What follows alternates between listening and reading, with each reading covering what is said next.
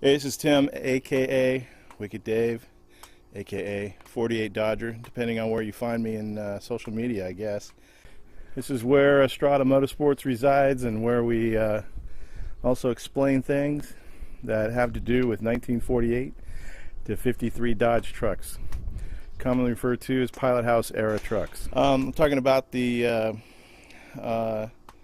emergency brake system that's on the 48 53 Dodge trucks, sometimes referred to as pilot house era trucks. And this right here is something that a forum member needs. He needs to know what parts he's missing because he doesn't have them, and that's a pretty common problem. So I'm going to make this video just to show him where all the parts are, all the components, and maybe you have the same problem.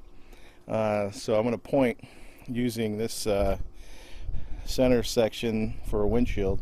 You might recognize it. It goes right in the front of the windshield. Makes a good pointer. So I'm going to use this. To start off with, this is the drum right here, which is the trans brake that clamps down onto the drive line. And these are the spring components right here, the levers and the links that clamp down on the drive line. So if you kind of look in from the back side, if you look back over here, it looks just like a brake. So if I'm just going to ask Zach just to move around to the back there. He's filming this. You can kind of see that it's like a it looks just like a regular drum, like a drum brake.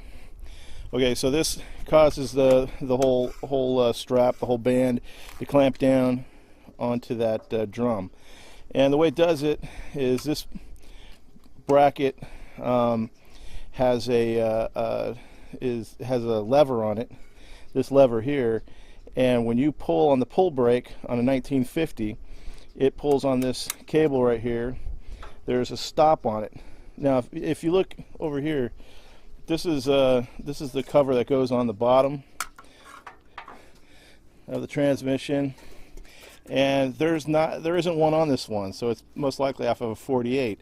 And the reason why I say that is because this is a pull brake. It's a hand brake, and I have this on my 38 truck, on my 47 truck.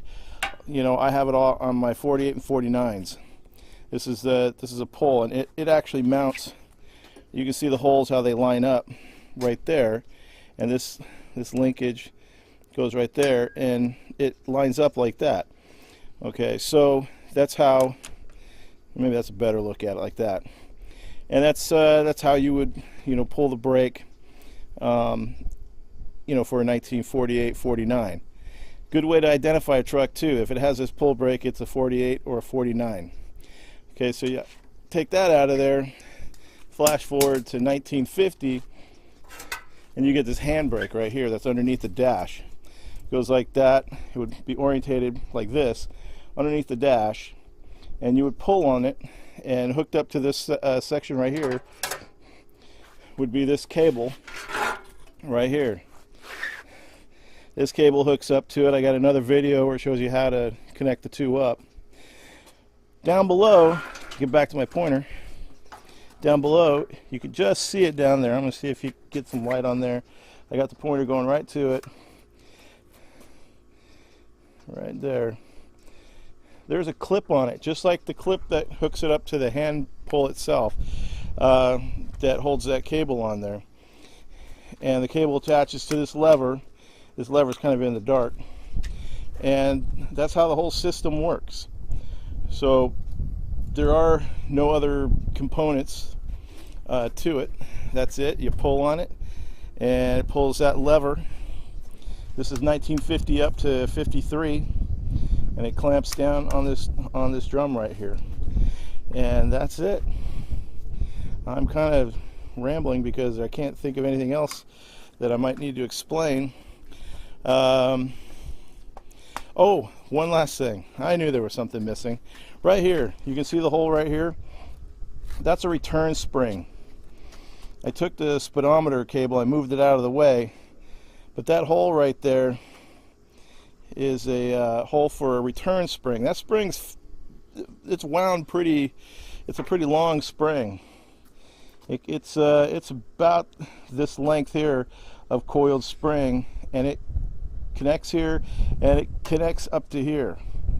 It's a pretty long spring, and if you notice this cross member right here, get some light on that cross member.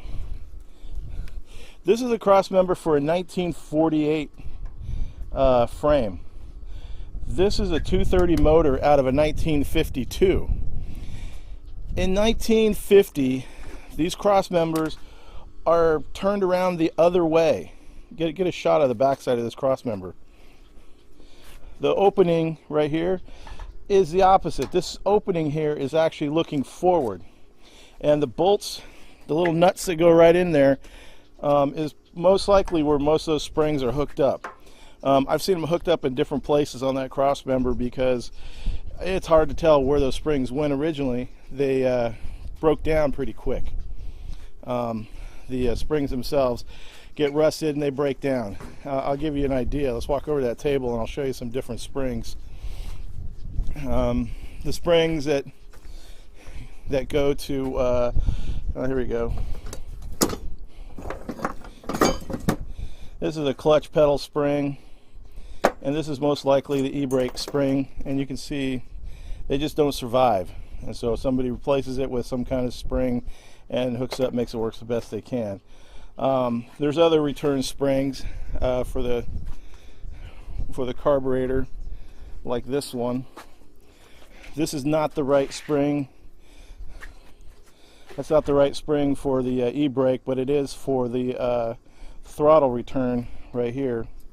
If I can get some light on there.